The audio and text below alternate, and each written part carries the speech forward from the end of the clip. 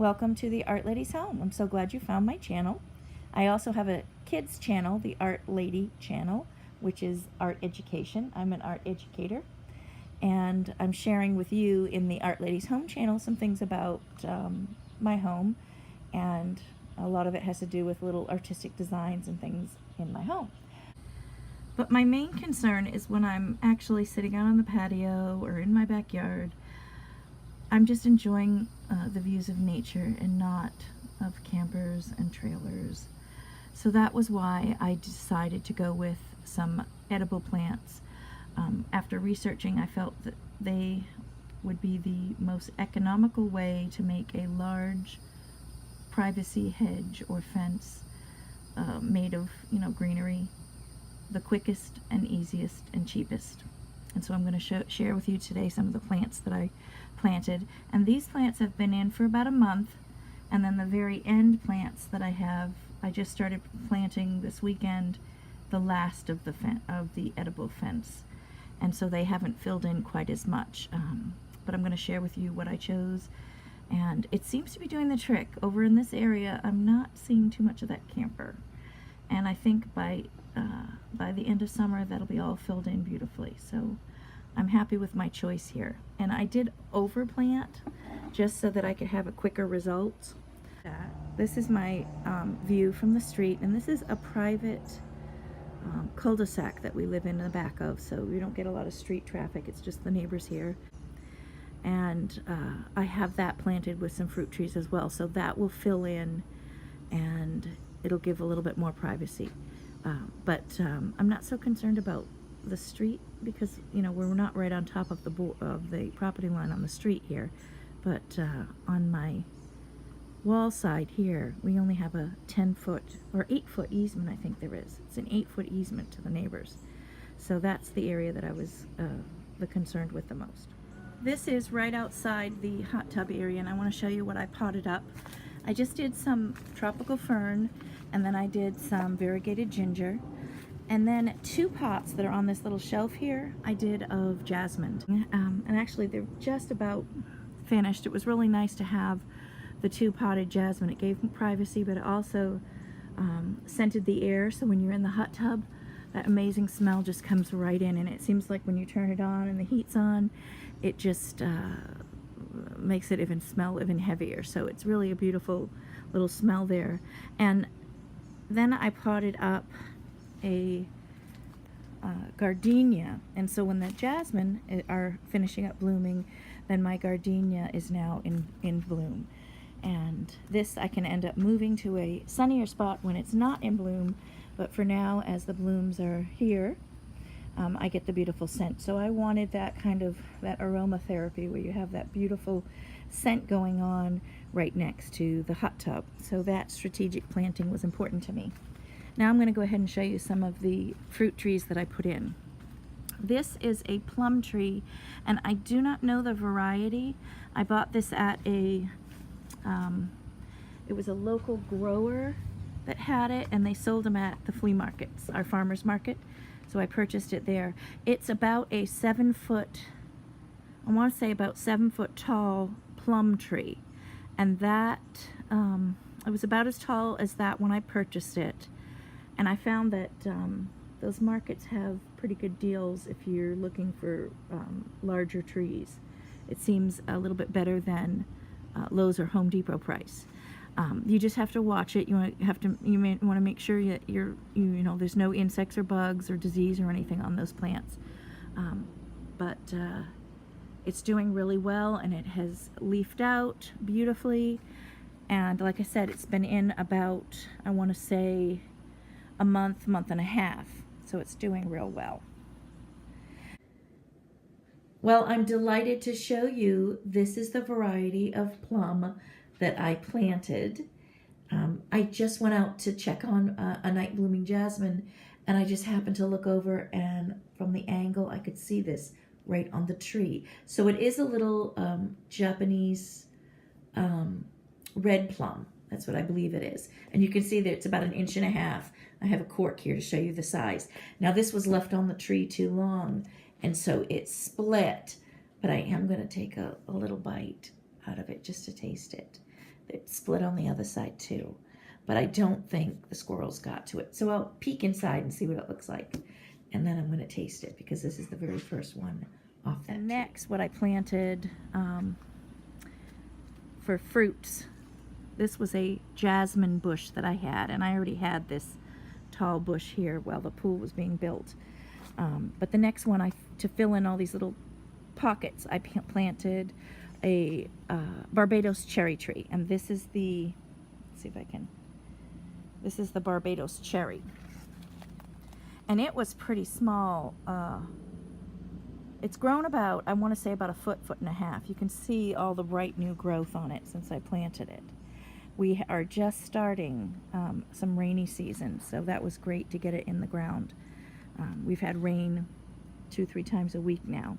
We're just coming out of our dry winter season, and so everything's leafing up, greening. So there's the cherry tree there, and I did 2 of them. So I planted the cherry tree, and then in between the cherry trees, for more privacy, I planted some of these, a type of juniper that grows to be about 4 feet wide and about 15 feet tall. So this will fill in between the fruit trees. And here is the second Barbados cherry tree that I stuck in. And it's doing well too. Like I said, it's about a foot of new growth here right at the top.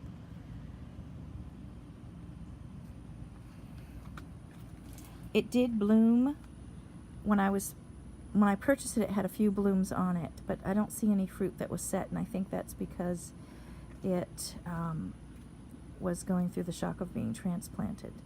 But there it is, tucked in. And then I planted another peach tree, and this is what I did, a plum tree rather. This is what I did this weekend. And that's about a 7-foot plum tree here. This is a little leggy, and I'm going to cut it back in about 3 weeks once it catches. I don't want to shock it too much. It did get a little bit of a bump coming home in the car, and I lost a few branches, so I hope that's not going to cause a problem. And then I have a papaya tree, and this is actually like the last area that I planted. I'm going to show you from the second view over here, another view of what I did here.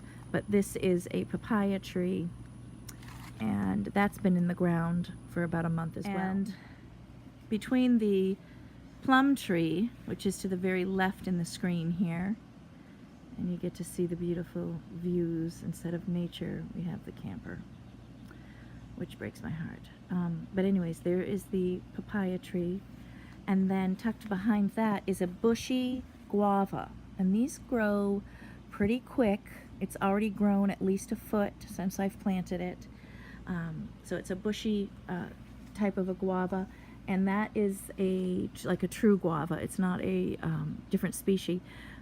The one next to it, though, to the very right, that is a cherry guava, and it's already set fruit. Let me show you some of the little fruit here on it. Yeah, there it is right there. And this was planted just this past weekend. But this is going to grow really quick and rapid too, and fill in this little corner spot.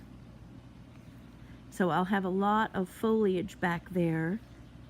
And I kind of like the tropical guava in the background, but I mean the tropical papaya. The guava is going to fill in too, right behind the the papaya. And the guava will get pretty big and fill in, so hopefully it'll all hide that camper. That's my goal. And then around the corner here, I'm going to just turn here. This is street view. I have a strawberry guava here. So I'm supposed to have 3 different varieties of guava. A regular guava, which is a bushier one. This is more of a tree forming one, and this is the strawberry guava. And then I'm supposed to have a cherry guava. That's what it was. 3 different kinds of guavas. And I chose them because they love zone 9, and they grow pretty rapid. They grow pretty well, and that way I have good coverage. And then I have here a peach tree. and this will be bush out too. And I chose the tropicals because, or the small trees, because I don't want to have pruning as I'm getting older. I'm close to retirement. I don't want to have to constantly be pruning hedges, formal hedges, and I also get the benefit of the fruit if the squirrels don't get it before me. My plum tree actually had beautiful fruit that it was setting. They were actually bigger than the peaches you're seeing here. And the next day I went out and looked and they were totally gone. And I don't know if it was the squirrels, but that's what I'm blaming. And they weren't even ripe. They weren't even near ripe. Just like the peaches right here aren't ready. But this peach tree is about a 5-foot peach tree that I planted. And all of these trees I did get at the flea markets. I didn't purchase them at like a big box store. I just purchased them at a flea market, and they seem to be doing really well. Like I said, when you purchase them, you want to make sure that you do not, they don't have disease or they're in pretty good condition. The only one that I thought didn't look that great was this plum tree here, the one that's in the very middle. But I only paid, I think I paid $15 for that. So that was a deal. And all the others I paid between $15 and $25. But the largest plum tree I think I paid $45 for. So I got really great deals on them at the flea markets. But this one I'm gonna trim back, cut the tips a little bit to promote inner branching out, because I want that to branch out pretty full and cover that camper. So there is my living hedge that I planted relatively cheap, and I'll show you. And I call it the alleyway because it's the space between the actual pool, and it forms this little alleyway of bushes. And so far it's really filling in nicely down here, so I'm pretty happy. And it's only mid-May, so by the end of the summer this is going to be a complete wall of privacy. So I'm really liking that. I want to share with you how I planted these plants along the edge here. What I did was I built a temporary retaining wall here to hold soil in, and I just used these scrap half cinder blocks I had around the yard, and then I did have some of this raised, it's made from concrete border, so I did put a few of those pieces in too until I use my permanent brick edging, because I am going to raise this up with brick, and I'll show you the look I'm going for here. It's these old recycled bricks, and I'm going to mortar them in. But that's the look that's going to come down the whole line and actually swoop around the whole yard, is the raised brick. I have it done in my front yard, and I really enjoy that look. So that's what's going to be here. And I got the bricks. I got piles of them for free, and then I did buy a pallet of them really cheap. So I'm going to use those up. But until I can get that done, I wanted to have a temporary so my soil isn't washing out. So I did stick that in. Now, around each of the trees and plants that I planted, what I did was I first dug the hole to place the tree or shrub, and then what I did was I amended the soil with mushroom compost. Most of this is mushroom compost, organic compost, my compost, because I compost, and some topsoil, and that's what I amended everything with. And so that's why I think everything's thriving so well and just doing wonderfully. So that's kind of like my secret, is the raised beds. You've got to have them, especially here in Zone 9 in Florida. I just think the raised beds help a lot, and especially amending our poor soil, because our soil is really bad here. And that's what I've done so far. And then I did put some, organic fertilizer in around each of the plants. I did that recently. I let the plants root in a bit and get used to their new house, and then start growing out, and then I did put a little bit of fertilizer around each, an organic fertilizer. So the new plants I just planted this weekend here, I'm going to wait before I cut back anything, and then I'm going to fertilize them in about 2 to 3 weeks as well. So that's how I plant things, and the secrets are the mushroom compost, organic compost, cow manure. I also put in the whole line, I did about 2 bags of cow manure, I want to say. And then I did on the top, I just do cheap topsoil that I throw on top, and that seems to work for me. Here we are spacing out the trees, and we arranged them so that the junipers were in between the fruit trees. They grow to be about 4 feet wide, so they will fill in the lower areas, whereas the fruit trees will cover and fill in the canopy areas. So that's my theory of planting junipers in between fruit trees. And then you can see here how we started the raised beds with the recycled bricks that I had around the yard. And it's really filled in quite a bit since the plantings.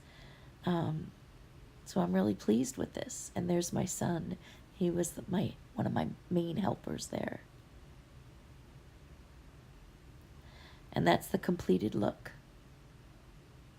And now I can't even see the fence, so it's grown in quite a bit since then. And thank you so much for stopping by and checking out my garden. And if you'd like to see more videos, be sure to hit the subscribe button.